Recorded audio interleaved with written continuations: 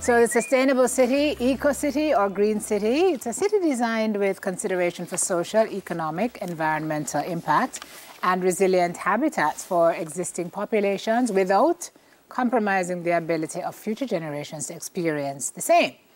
Engineer and Managing Director of JSIF, Omar Sweeney, is here now to discuss the possibilities of creating sustainable cities in Jamaica. Welcome to Smile. It's good to have you. Thank you for the invitation. Morning, sir. Do we have sustainable cities anywhere in the world right now, given what is going on with climate change? Well, I think a number of countries, Germany and some countries in Scandinavia, are doing quite well in getting there.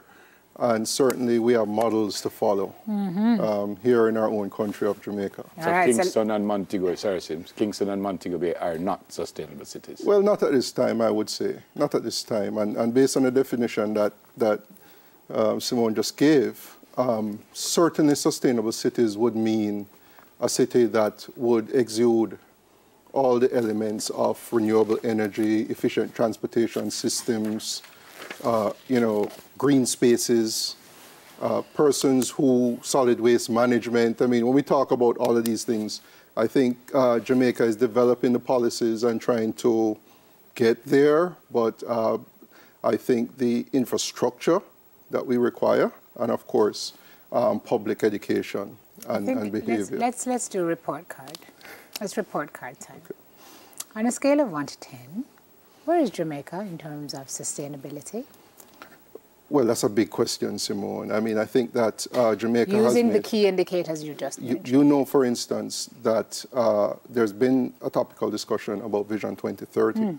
And certainly when you come to the topic of sustainable cities, right now in Jamaica, about 55% of our population lives in urban areas. So I wouldn't restrict it to just Kingston and Montego Bay, because really it is all urban areas that we need to bring to this standard. And so we are low on the scale, to answer your question, but I think that what has been going on in terms of infrastructure improvements in urban areas, our urban infrastructure is decayed, but urban infrastructure improvements and some policy imperatives that we are pursuing are what we will need. You know, things like waste to energy is something that we need if we're going to talk about sustainable cities, and continuing to improve transportation, including the use of electric buses, renewable energy, increasing the amount of renewable energy that's in our mix of energy sources. These are the things that will get us there, but we are a little bit away from that now. Sim said using the platform, really, the things that you mentioned. We have them in Jamaica. Maybe we don't handle them as well as we should, but we have solid waste people, we have green spaces, maybe we don't have enough. But we don't have anything. We need more. We need more. We need to operate sanitary landfills, so that we can implement proper recycling in households, because it comes down to individuals. It comes down to what the individual does, and we have to make a decision. I mean, when you visit these cities that are sustainable, you certainly see a difference between what happens there. There's a lot of rules. People follow the rules, you understand? Because as a population, as a country, people decide that this is how we want to live. And of course, it's access to resources, because in some environments they're harsh and you don't have the access to those types of resources. Jamaica is still a developing state, small island development state, still a vulnerable small island developing state. And so but what's true, like you said, Neville, is that we have a lot of the things that we need to get there, and we're on the trajectory. I think that we need more public support, both from the general public and private sector, in moving ourselves toward this. I mean, in the work that JSIF does, we work in a lot of urban areas, as you know, and I've been here many times talking about sanitation, solid waste management. All of these things are to build our cadre of the things we need for sustainable cities, because there's no point in we could make half a tree perfect into a sustainable city. We could, but there's no point in doing that if everything around you is falling apart. And so we kind of have to bring everybody up at the same time, if you understand. I get the point you make about personal responsibility, but there's also the issue of accountability. All of us need to do what we need to do to ensure we get there, but we need to be held accountable if we don't, which is where the overarching government policies come in and so on. All the indicators you mentioned to me are all the indicators where we're lagging. I mean, we're having discussions in Jamaica about communities getting water in 2022. So when we talk about sustainable cities within this country, are we looking a generation down the line? Well, certainly we would be looking a couple of decades down the line, in my estimation, unless our access to resources, improve. Because, like I said, you have to also do human capital development, social capital development, which means, in simple terms, dealing with crime issues, dealing with livelihood issues. And so, I mean, what we're talking about is our work every day. I mean, frankly. And so this is how we're going to be able, we have to deal with basic access. That's what you're talking about. We can't talk about water conservation if there are people without access to water. So you have to deal with basic access issues. You can't talk, there's still people who have transportation issues, right? And so public transportation.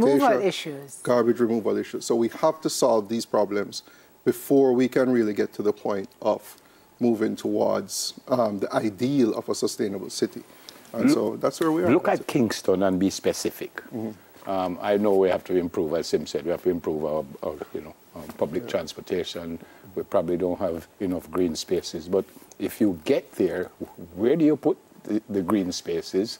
I think I know how to improve the public transport. I mean, when I say I know, I mean, I'm not an expert, but I think all of us know how it should go. But where do you get the space to do Well, you'd be surprised. And I like the question you asked, because when we work in communities, for instance, most of the green spaces we established were formal, illegal dump sites. The alarm going on. He's on time for his interview. Yes. Yeah, they're formal, illegal dump sites. And so formal illegal dump sites.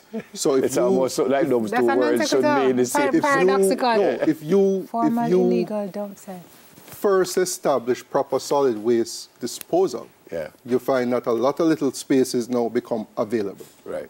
So if you look around Kingston, for example, you take advantage of the space that is there. So they're there, but you just, But my question is, so it's interesting, right? Because at Kingston, for example, and elsewhere in Jamaica, development is happening at a rapid rate. And when I say development, I mean urbanization. Everywhere you look, there's a building going up, but not much attention being paid to. Like if you walk in many of them, it's very concrete, very, you know what I mean? So it's almost as if we are developing when you use a certain set of criteria, but on the other hand, it's like we're not, the attendant measures are not catching up. We have to do more. I mean, the Prime Minister recently announced more green spaces, every parish having a green space, that sort of thing. And I think this is coming through government policy that is really saying what you're saying. I mean, we're seeing a lot of apartments and people need recreational spaces. And let me say something else about green spaces. Green spaces are important for conflict resolution. Really? Explain that. Green spaces are important for conflict resolution.